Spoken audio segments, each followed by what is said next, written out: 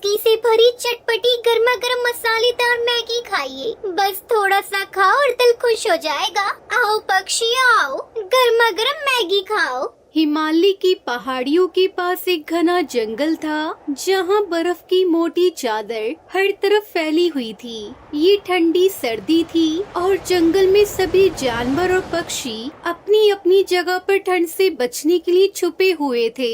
कुछ तो अपने घोंसलों में दुबकर सो रहे थे, तो कुछ घने पेड़ों के नीचे ठंड से बचने की कोशिश कर रहे थे। टुनटुनी चिड़िया, जो जंगल की सबसे छोटी और गरीब चिड़िया थी, अपने छोटे से घर में सर्दी से कांप रही थी। वो बहुत मेहनती थी, लेकिन उसके पास इतना पैसा नहीं था कि वो सर्दी से बचने के लिए अपने घर में गर्मी का इंतजाम कर सके। एक दिन उसे एक आइडिया आया और उसने सोचा, अगर मैं जंगल में कुछ बेच सकती हूँ तो शायद मुझे थोड़ी मदद मिल सके। हाँ, ये सही रहेगा, मुझे यही करना चाहिए। लेकिन मैं क्या बेचूं जो पक्षियों को पसंद भी आए और इस सर्दी में अच्छा लगे। टुनटुनी चिड़िया ने जंगल में देखा कि सभी पक्षी ठंड के कारण परेशान थे। उनके पास गरम खाने का कुछ नहीं था। क्यों ना मैं गरम गरम मैगी बनाकर बेचूं ताकि सभी को आराम मिल सके। वो जानती थी कि मैगी बनाने का तरीका और उसे बेचने का तरीका क्या है। वो छोटे से चूल्हे पर मैगी बनाने के लिए सामान इकट्ठा करने लगी। उसके पास ज्यादा चीजें नहीं थी, लेकिन उसने अपनी मेहनत से काम चलाया। थोड़ी देर बाद उसने मैगी बनाई और उसे एक छोटे से स्टॉल पर सजाया। उसका स्टॉल बहुत सादा था, लेकिन उसकी मैगी की खुशबू ने जंगल के सभी पक्षियों को आकर्षित किया। टुनटुनी चिड़िया ने खुशी खुशी कहा, आइए आइए, ताजगी से भरी चटपटी गर्मा गर्म मसालेदार मैगी खाइए। बस थोड़ा सा खाओ और दिल खुश हो जाएगा। आओ पक्षी आओ, गर्मा गर्म मैगी खाओ। सभी पक्षी उसकी आवाज सुनकर उसकी तरफ दौड़े। टुनटुनी दीदी, तुमने मैगी बनाई है? हाँ तोते भैया, मैगी खाने से सर्दी दूर भाग जाती है, तुम भी खाओ। कुछ ही मिनटों में उसके पास बहुत से पक्षी इकट्ठा हो गए थे और टुनटुनी चिड़िया की मैगी बिकने लगी। टुनटुनी चिड़िया की मैगी जंगल में छा गई थी। उसकी मैगी के स्वाद के चर्चे हर जगह होने लगे थे। लेकिन जंगल में एक और पक्षी था जो हमेशा टुनटुनी चिड़िया से जलता था।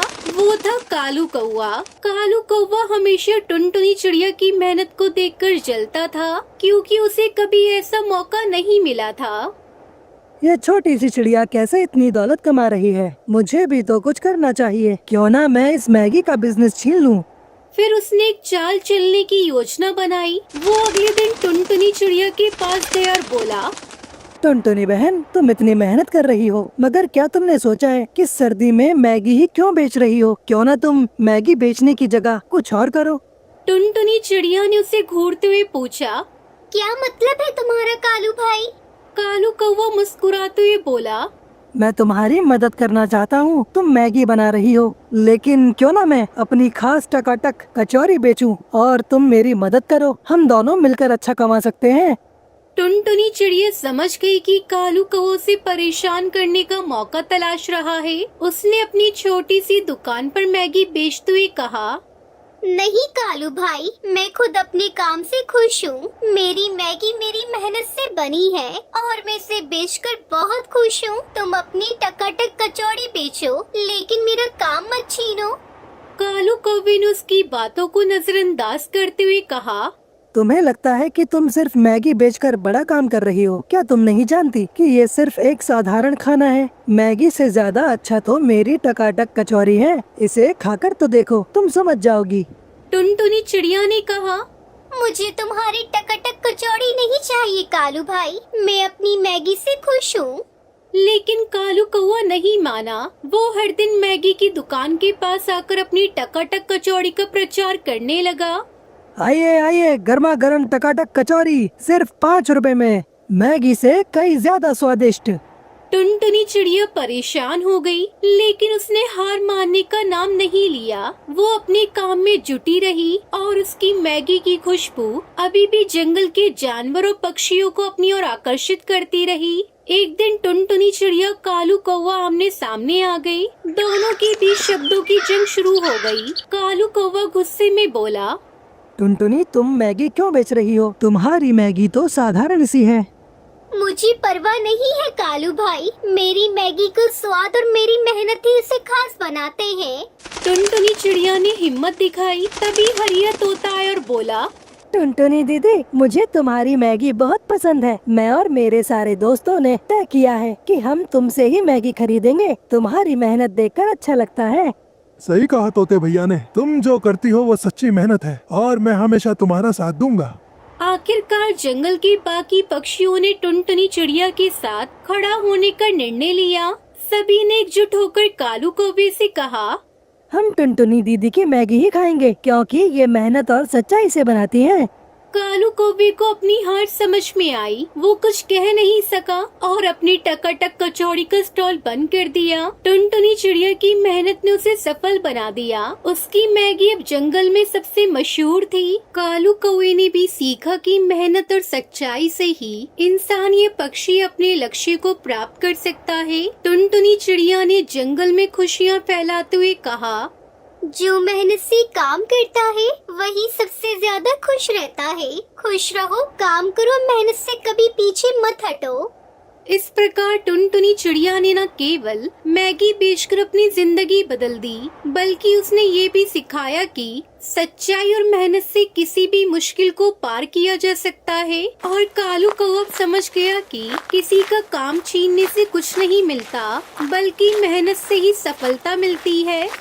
सुंदरवन के जंगल में गरीब टुनटुनी चिड़िया अपने पति टुन्नू और अपनी 2 बेटियों के साथ रहती थी, जिनका नाम सुनहरी और पिंकी था। बेचारी टुनटुनी अपनी बेटियों का पेट पालने के लिए जो भी काम मिलता उसे कर लेती, क्योंकि टुनटुनी का पति टुन्नू शराबी था। वो टुनटुनी को बहुत मारता पीटता था। जो पैसे कमाता उसे शराब में उड़ा देता था। टुनटुनी उसकी बेटियों को कई कई दिनों तक भूखा रहना पड़ता था। एक दिन टुनटुनी ने बहुत सोचा, इस तरह दिन भर भूखे रहने से मेरी बेटियां कुपोषण का शिकार हो गई है। अक्सर इनकी तबीयत बिगड़ जाती है। टुन्नू जी से कहने का कोई फायदा नहीं, वो तो बस सारा दिन शराब के नशे में धुत रहते हैं और इन बेटियों से बहुत जलते हैं। उनसे कहने का कोई फायदा नहीं है, वो मेरी कोई मदद नहीं करेंगे। मुझे ही खुद कुछ करना होगा। अगर अपनी बच्चियों को बचाना चाहती हूँ तो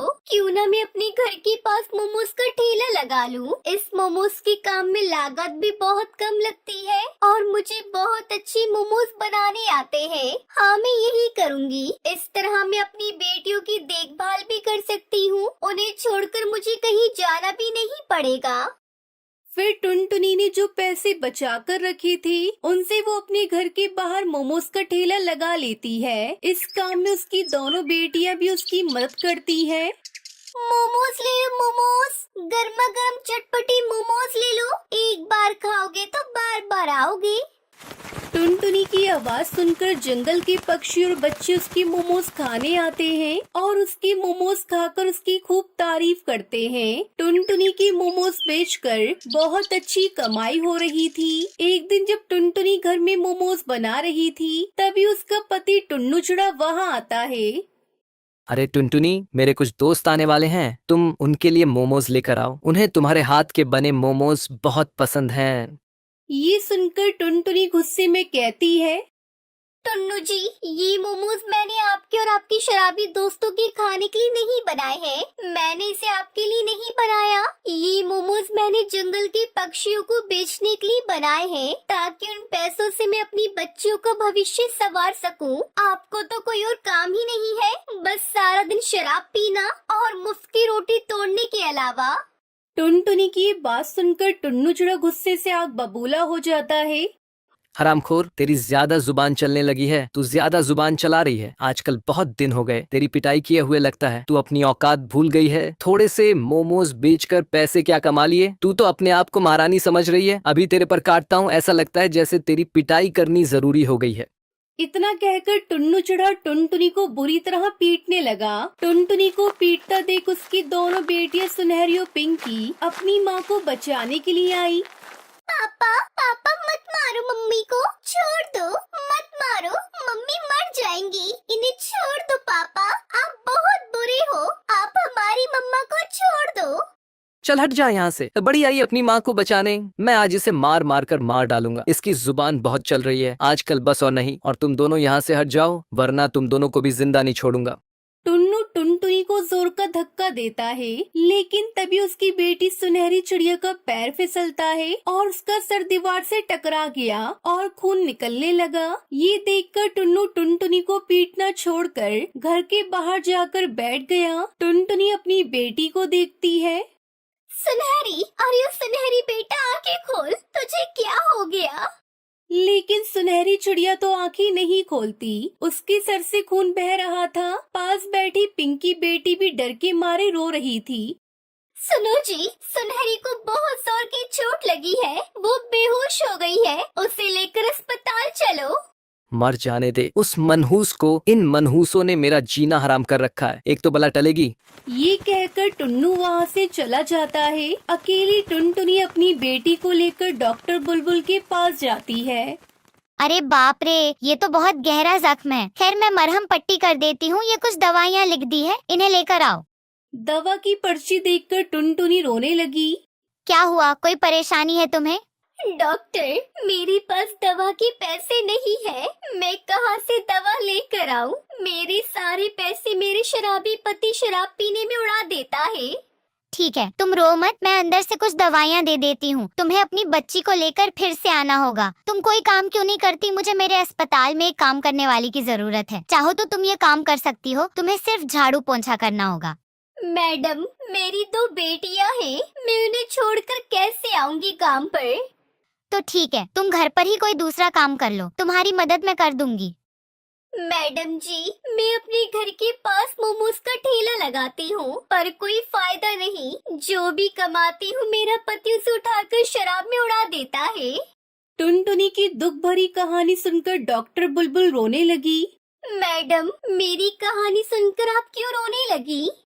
टुनटुनी, तुम्हारी कहानी बिल्कुल मेरी माँ की तरह है। मेरा पिता भी शराबी थे, मेरी भी 3 बहनें हैं। पिता से तंग आकर मेरी माँ ने उन्हें छोड़ दिया और हमें पढ़ा लिखा कर इस मुकाम तक पहुँचाया। टुनटुनी, तुम मेरी बात मानो, अपने पति को छोड़ दो और अपनी बेटियों को लेकर मेरे पास आओ। यहाँ अस्पताल में ही मैं तुम्हें रहने की जगह दे दूंगी और अस्पताल के बाहर तुम अपना मोमोज का ठेला लगाना। यहाँ पास में ही एक स्कूल है, उसमें तुम्हारी बेटियाँ पढ़ें। इस तरह तुम अपनी बेटियों की देखभाल भी कर सकती हो और अपने मोमोज भी बेच सकती हो। टुनटुनी को डॉक्टर की बातें अच्छी लगी। वो घर गई और अपनी दोनों बेटियों को अपने साथ लेकर आई और अगले दिन से अस्पताल के बाहर मोमोज का ठेला लगाकर बेचने लगी। मोमोज ले लो, मोमोज, सस्ते मोमोज ले लो, गर्मा गर्म स्वादिष्ट मोमोज ले लो। एक बार खाओगे तो बार बार आओगे। टुनटुनी के हाथों के बने मोमोज खाने के लिए पक्षियों की भीड़ लगने लगी। इस तरह टुनटुनी हंसी खुशी मोमोज बेचकर अपनी दोनों बेटियों के साथ रहने लगी। कश्मीर के जंगल में बहुत सारे पशु पक्षी खुशी से जीवन बिताते थे। उसी जंगल में एक घर में टुनटुनी चिड़िया अपनी बेटी सुनहरी चिड़िया के साथ रहती थी और दिन भर उसके साथ खेलती रहती थी। टुनटुनी चिड़िया का पहला काम सुबह दाना लेने के लिए जाना और शाम को दाना लेकर वापस अपने घर आना होता था। वहीं और पक्षी भी रहते थे। एक घर में कालू कौवा अपनी पत्नी सुंदरी कौवी के साथ रहता था। दोनों का जंगल में सबसे मजबूत घर था जो कि मिट्टी का बना हुआ था। उनको गर्मी से बचने के लिए कुछ भी नहीं करना पड़ता था। अरे कालू जी, हमारी मेहनत का फल तुम्हें पता है, हमें भगवान ने दे दिया है। इतना अच्छा स्विमिंग पूल है और साथ में हमारा घर यहाँ पर है। ना दाना लेने की टेंशन, ना घर बनाने की चिंता। हाँ सुंदरी, हमारा तो सब कुछ ऐसा ही चल रहा है। दाना भी और पक्षियों से मिल जाता है और खाना भी, और रहना तो हमारा यहाँ है ही। हाँ हाँ कालू जी, रहना तो हमारा यहाँ है ही। हमसे भाग्यशाली और कोई नहीं है। मुझे लगता है इस जंगल में सबकी किस्मत ही फूटी है। हाँ हाँ सुंदरी, हमसे भाग्यशाली इस जंगल में कोई भी नहीं है। वहीं दूसरी ओर सुनहरी चिड़िया अपनी माँ टुनटुनी चिड़िया से कहती है, मम्मा मम्मा, ये बरसात कब आएगी और हमें नहाने को कब मिलेगा? अरे मेरी बेटी, बरसात भी आ जाएगी। मैंने सुना है कि पड़ोस के जंगल में एक सुंदरी कौवी ने स्विमिंग पूल बनाया है। उसमें सारे पक्षी जाते हैं और नहाते हैं। हम भी उसी में ही जाएंगे। तुम भी अपना मन भर के नहा लेना, लेकिन उसमें अनाज के दाने लगते हैं। मैं आज अनाज लेकर आऊंगी और तब हम उसमें नहाने चलेंगे। हाँ हाँ मम्मा, तुम शाम को अनाज ले आना, फिर हम कल सुबह नहाने जाएंगे। मेरा बहुत मन कर रहा है स्विमिंग पूल में नहाने का। मम्मा, मैंने तो स्विमिंग पूल देखा भी नहीं है। अरे मेरी बेटी सुनहरी, तुम कितनी नादान हो। मैं शाम को दाना लेकर आऊंगी और हम कल सुबह वहाँ जाएंगे। अब टुनटुनी चिड़िया वहाँ से पहाड़ी की ओर चली जाती है और शाम को बहुत सारा अनाज लेकर वापस अपने घर आ जाती है। अरे मम्मा, आप इतनी देर से कहाँ थी? मैं आपका इंतजार कर रही थी। अरे मेरी बेटी सुनहरी, वो क्या है ना, बहुत सारी भीड़ थी। मुझे अनाज लेने का मौका ही नहीं मिला, लेकिन मैं बहुत देर तक इंतजार करने के बाद कुछ अनाज लेकर आई हूँ। ये देखो। अरे मम्मा, क्या हम सुबह नहाने जा सकेंगे? हाँ हाँ मेरी बेटी सुनहरी, हम कल सुबह नहाने जरूर जाएंगे। अगले दिन टुनटुनी चिड़िया, उसकी बेटी सुनहरी और भी जंगल के पक्षी नहाने के लिए स्विमिंग पूल में चले जाते हैं, लेकिन वहाँ बहुत सारी भीड़ होती है। अरे सुंदरी बहन, मैं दाना लेकर आई हूँ और अपनी बेटी सुनहरी को भी लेकर आई हूँ। कृपया मेरी सुनहरी को नहाने दे, मैं बहुत दूर से आई हूँ। हाँ हाँ चिड़िया, हमें पता है, लेकिन तुमसे पहले बहुत पक्षी आ चुके हैं। अभी तो हमारे कालू जी नहा रहे हैं। जब इनका नहाना हो जाएगा फिर तुम्हारी बारी आएगी। अरे कालू जी तो यहाँ के मालिक हैं, वो तो बाद में भी नहा सकते हैं। कृपया मेरी सुनहरी को जल्दी से नहाने दे, क्योंकि हमें रात होने से पहले अपने घर जाना है। अरे तुम्हारी इतनी हिम्मत, तुम मेरे कालू जी को ऐसे कैसे बोल सकती हो? तुम जानती नहीं हो क्या, उनका जब तक मन करे वो तब तक नहाएंगे। तुम कौन होती हो? अब मैं तुम्हें आज नहीं नहाने दूंगी। आना है तो कल आना। अब टुनटुनी चिड़िया दुखी होकर अपनी बेटी को वहाँ से लेकर चली जाती है और दोनों एक नदी के किनारे चले जाते हैं। अब सुनहरी चिड़िया नदी में नहाती है। शाम को वो अपने घर आ जाती है। तभी हरिया तोता उसके पास आता है। अरे टुनटुनी, क्या हो गया? तुम आज बाहर नहाई नहीं?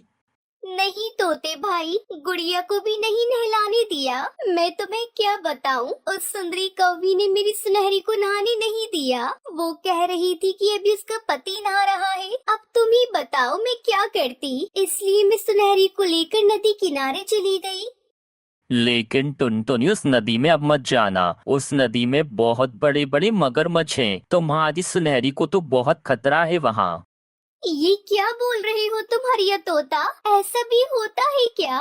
हाँ हाँ टुनटुनी चिड़िया, मैंने सुना है पड़ोस की जंगल की बुलबुल चिड़िया की बेटी को उस मगरमच्छ ने खा लिया था। हाँ हाँ हरिया तोता, गलती हो गई मेरे से। अब मैं दोबारा वहाँ नहीं जाऊंगी। अगले दिन टुनटुनी चिड़िया के घर पर जिगरबाज आता है। अरे टुनटुनी, मैंने सुना है कल तुम स्विमिंग पूल से बिना नहाए आ गई थी। हाँ हाँ जिगरबाज जी, मैं वहाँ से बिना नहाए ही आ गई थी। फिर मैं नदी में चली गई। अब मैं आज जाऊंगी उसके पास नहाने, लेकिन हमारे पास दाने नहीं है। अरे तुम्हारे पास दानी नहीं है? ये कैसे हो सकता है? तो तुम नहाने कैसे जाओगी? तुम एक काम करो, तुम अनाज के दाने लेकर आओ और कुछ दाने मेरे लिए भी लेकर आ जाना। तब तक मैं तुम्हारी सुनहरी का ध्यान रखता हूँ। अरे आप ये क्या कह रहे हैं? मेरी सुनहरी का कौन ध्यान रखेगा, वो भी आप? आपको इससे क्या फायदा होगा? अरे मैं थोड़ा दाना खा लूंगा। ये सुनकर टुनटुनी चिड़िया वहाँ से चली जाती है। कुछ देर के बाद जिगरबाज सुनहरी चिड़िया को घर से बाहर निकाल देता है और सोचता है, अरे जहाँ टुनटुनी चिड़िया जा रही है वहाँ तो तेज तूफान आने वाला है, यानी ये अब वापस नहीं आएगी। अब ये घर मेरा हुआ, अब इस घर पर मेरा पूरा अधिकार हो गया है। अब ये मेरा घर है, अब मैं इस घर में आराम से सो जाऊंगा। वाह क्या जिंदगी है। वही टुनटुनी चिड़िया जा ही रही थी कि तेज तूफान और बारिश शुरू हो जाती है। टुनटुनी चिड़िया वापस आ जाती है और अपने घर में बाज को सोता हुआ देखती है और अपनी बेटी सुनहरी को न देखकर वो बहुत परेशान होकर एक पेड़ पर बैठ जाती है। अरे मेरी बच्ची पता नहीं कहाँ गई। इस धोखेबाज बाज ने पता नहीं मेरी बच्ची को कहाँ भेज दिया। टुनटुनी चिड़िया अपनी बेटी की खोज में जाती है। तभी उसे सुनहरी चिड़िया एक पेड़ पर मिल जाती है। अब दोनों उड़कर वहाँ से चले जाते हैं और देखते हैं कि तेज तूफान की वजह से सुंदरी कौवियों कालू को एक पेड़ के नीचे दबे हैं और उनका घर तबाह हो गया था। फिर टुनटुनी चिड़िया उन दोनों की मदद करती है। हमें माफ कर दो टुनटुनी, मैंने उस दिन तुम्हारे साथ कितना गलत बर्ताव किया, लेकिन उसके बावजूद तुमने हमारी मदद की। ये सुनकर टुनटुनी चिड़िया वहाँ से चली जाती है। कुछ दूर उसे मिट्टी का ढेर दिखाई देता है। फिर टुनटुनी चिड़िया उस मिट्टी के ढेर से अपना मिट्टी का घर बनाती है और साथ में स्विमिंग पूल भी बनाती है, जिसे देख सुनहरी चिड़िया बहुत खुश होती है और वो खुशी से उसमें नहाने लगती है। अब टुनटुनी चिड़िया अपनी बेटी के साथ उस मिट्टी के घर में खुशी खुशी रहने लगती है।